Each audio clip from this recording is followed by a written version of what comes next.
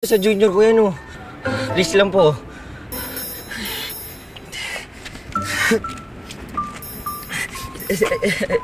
Ito po.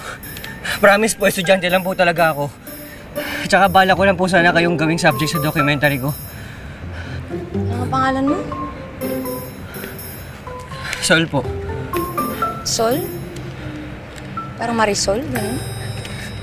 Hindi niyo po ba nakita, Solomon? Gets.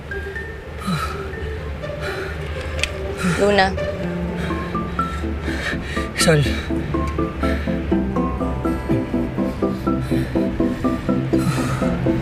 Gusto mong kape? Nakabahan ka pa?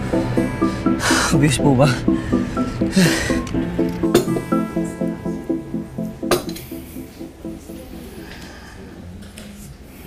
So bakit mo nga ako sinusundan?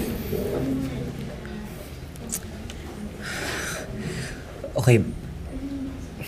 Baka mawirduhan ka pero please maniwala ka sa akin ha. Kasi totoo lahat ng to. Okay. Medyo duda na agad ako. Hindi. These past few days kasi, kumukuha ko ng mga footages ng mga iba't ibang tao sa bus terminal. Ayun, yung mga B-rolls ko nga para dun sa documentary ko and then... B-rolls? Yes, B-rolls. Mga shot siya na... paano ba? Basta pampakapal siya ng storya.